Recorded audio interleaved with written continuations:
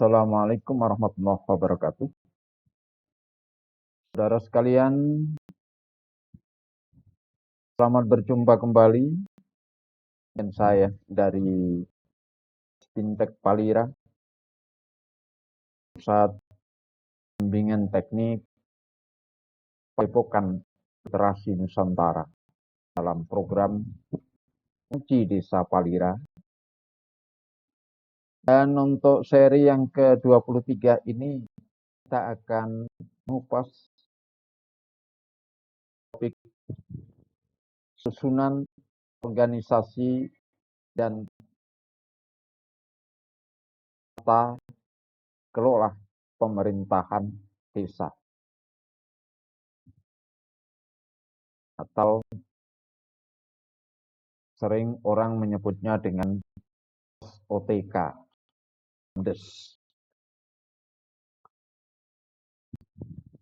Namun sebelum kita akan lebih rinci, perlu saya sampaikan, jangan lupa memberi info dan subscribe agar saudara sekalian selalu mendapatkan notifikasi apabila ada update dari channel Fintech Palira. Jangan lupa pula rajin untuk disebarkan, di-share ke semua kolega saudara sekalian melalui media sosial yang saudara miliki. Di samping itu saudara sekalian, program ini kebetulan bekerja sama dengan perusahaan obat herbal itu madu bawang. Ini madu dengan bawang lanang, bawang putih lanang, produk dari Abah Osman, Abah Mustafa. Obat herbal ini sangat bagus untuk menangkal atau antisipasi terhadap seluruh penyakit terutama penyakit dalam, dan juga untuk bisa menyembuhkan penyakit dalam, bagaimana prosedur yang ada, dan juga memulihkan kesehatan sehingga relatif tubuh selalu memiliki stamina yang bagus dan sehat. Saudara sekalian bisa membeli secara eceran, juga kalau memang minat untuk menjadi stokis atau penjual di wilayah masing-masing, silakan hubungi kontak person bagaimana yang tertera di sudut atas. Baiklah saudara sekalian, tentang susunan organisasi dan tata kerja pemerintahan desa, OTK. Landasan yang kita pakai untuk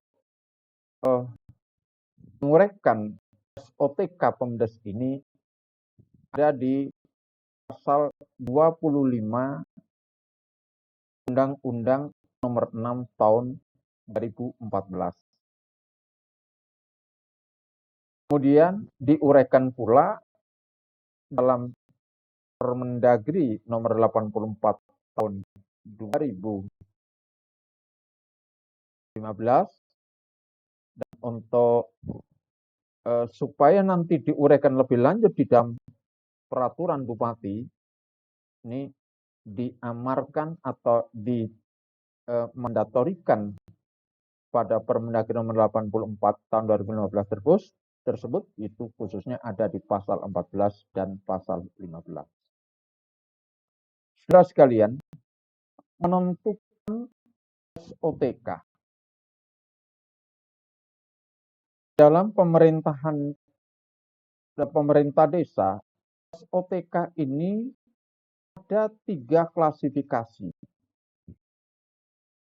Ini bagaimana yang diuraikan di dalam Permendagri nomor 84. Ada klasifikasi desa swadaya, ada klasifikasi desa swakarya, kemudian ada klasifikasi desa swasembada.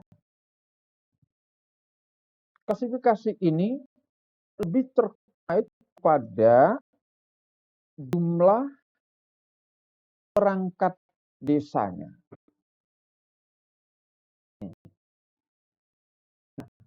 Karena jumlah perangkat desa ini akibat dari apa? Dari kondisi atau indikator-indikator yang ada di desanya.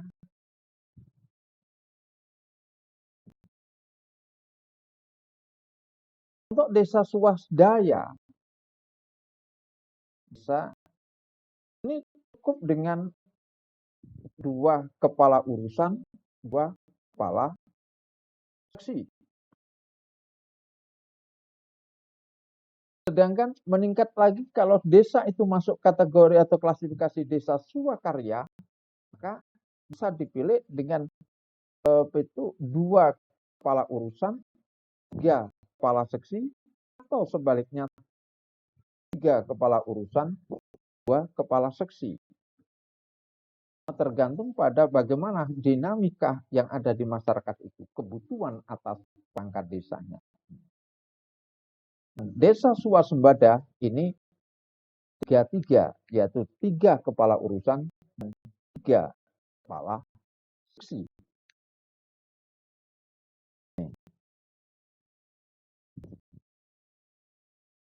Adapun untuk kepala dusun, ini tergantung kepada jumlah dusunnya.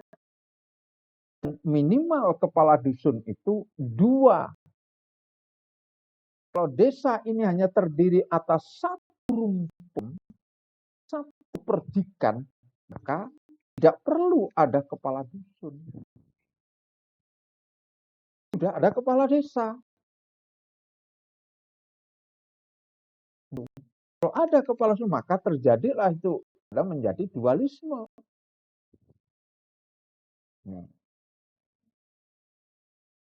Kepala dusun ini baru muncul, ada, dan sekurang-kurangnya pasti 2. Ketika desa itu terdiri atas 2 dusun atau lebih. Kalau desa hanya terdiri atas 1 perdikan, maka tidak perlu ada kepala dusun.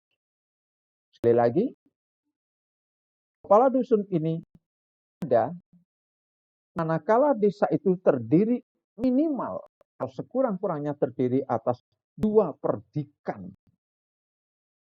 2 perdikan. 2 rumpun, 2 itu perkampungan.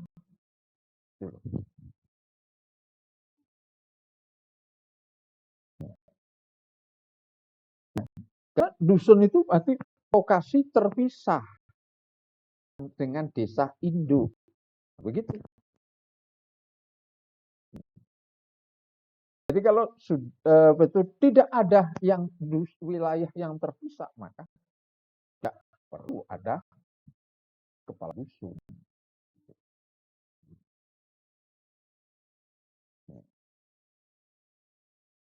Nah, indikator apa yang dipakai untuk menentukan ini?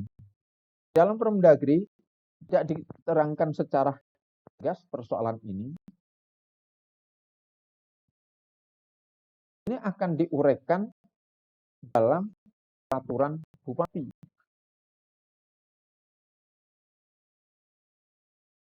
Jadi klasifikasi ini itu memberi ruang kepada peraturan bupati untuk mengaturkan, untuk menentukan indikator-indikatornya.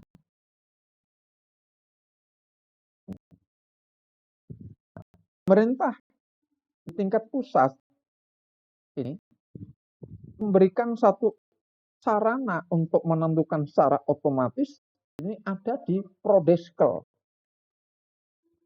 Itu sebuah data yang diisi di entry secara online setiap desa, itu profil desa dan kelurahan. Mana di situ kalau nanti diisi secara lengkap, maka akan muncul kategorial atau klasifikasi desa tersebut. Jadi dengan sendirinya berarti sebenarnya untuk menentukan desa ini swadaya maupun swakarya atau swasembada itu adalah profil kondisi keseluruhan terhadap desa itu.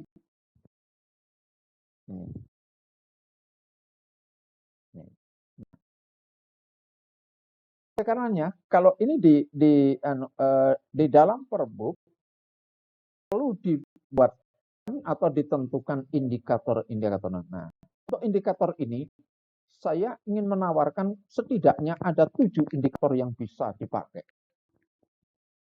untuk menentukan desa ini swadaya, swakarya, atau swasembada.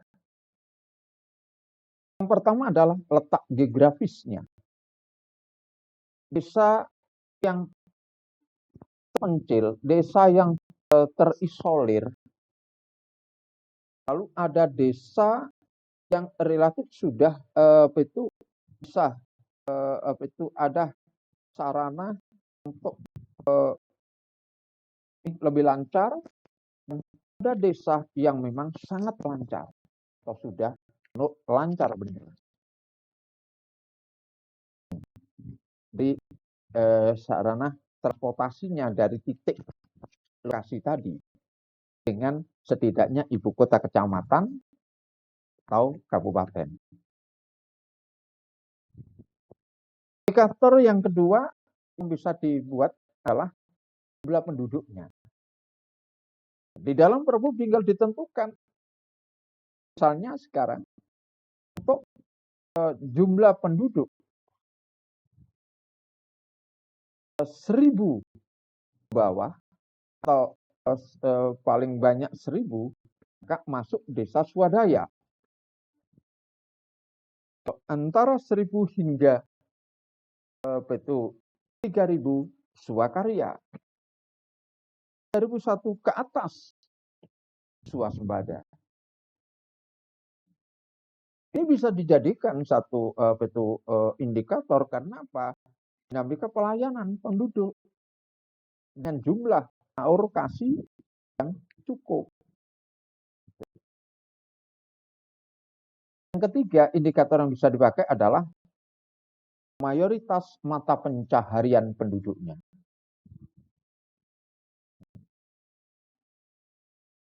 Mata pencaharian penduduk yang relatif homogen atau sama, pertanian. Kemudian ada yang mulai dengan dagang, ada yang mayoritas dengan dagang bahkan industri. Nah, itu bisa dijadikan indikator untuk klasifikasi tadi. Lalu yang keempat adalah sarana dan prasarana, terutama sarana dan prasarana dasar. Itu sarana, prasarana pendidikan, kesehatan, dan ekonomi. Ini harus diklasifikasikan dengan tingkatan tertentu untuk menentukan desa ini masuk pada klasifikasi yang mana. Yang kelima adalah teknologi. Beberapa beradaannya teknologi di desa tersebut yang dimanfaatkan. Nah, memang ini harus ditentukan dan dirumuskan dengan cermat agar desa ini benar-benar faktual tentang beradaannya swadaya, swakarya maupun swasembada ini. Indikator yang lain yang bisa digunakan adalah adat istiadat. Keberadaan adat yang masih dilestarikan dan adat yang sudah terjadi akulturasi, atau bahkan juga masyarakat itu sangat terbuka dengan peradaban atau adat yang lain, itu juga bisa dijadikan indikator. Dan yang ketujuh, indikator yang bisa adalah komunikasi sosial mereka. Bagaimana hubungan atau sosial mereka, sosial budaya mereka. Masyarakatnya masih sangat rukun, komunikasinya rasanya guyup, kegotong royongannya. Ada yang mungkin sudah mulai individualis dan sebagainya. Nah, semakin ke individualis itu, maka itu menjadi itu indikator klasifikasi tersebut. Itulah yang bisa dijadikan indikator. Sekali lagi saya sampaikan sekalian bahwa SOTK itu ditentukan indikatornya oleh satu, kalau di tingkat pusat itu adalah harus mengisi dulu, mengentry dulu data di Prodeskel, dan di tingkat daerah ini bisa ditentukan dengan aturan bukti. Sedangkan terkait dengan adanya swadaya, swakarya, dan swasembada, dengan 7 indikator tadi, persoalan yang satu ini yang masih banyak ada yang itu memposisikan sebagai debatable adalah keberadaan kepala dusun. Literasi tidak hanya regulasi, literasi dan juga kamus besar bahasa Indonesia bahwasanya definisi dusun itu jelas bisa dibaca. Maka saya mengambil satu kesimpulan bahwa dusun itu rumpun yang terpisah dan keberadaan kepala dusun itu pasti lebih dari minimal ada 2 ketika desa itu terdiri atas 2 rumpun atau lebih. Desa hanya 1 rumpun, 1/3, maka tidak perlu ada dusun, ada kepala dusun. Itu tidak perlu ada kepala dusun. Jika sekarang sudah ada, maka harus dipertimbangkan. Ketika terjadi ada kekosongan pada jabatan, sebaiknya apa? Dimutasikan ke jabatan yang lain. Sehingga desa-desa yang hanya terdiri atas 1 rumpun itu, maka sudah tidak perlu ada lagi kepala dusun. Itu saudara sekalian. Dan untuk selanjutnya tentang SOTK-nya ini, selain dari Perbub yang menentukan indikator-indikator ini, kemudian itu perlu dituangkan di dalam Perdes, perlu dimandatorikan itu buatkannya Perdes tentang SOTK. Karena menentukan itu nanti bisa tidak hanya lewat Perbu, tapi bisa lewat Prodes. Kalau bagi dengan sendirinya, maka ini kewenangan bisa. Terima kasih yang dapat saya uraikan tentang SOTK pemerintah desa. Fintech Palira dalam ngaji desa, bersama dengan Madu Bawang. Sampaikan terima kasih. Salam sejahtera. Assalamualaikum warahmatullahi wabarakatuh.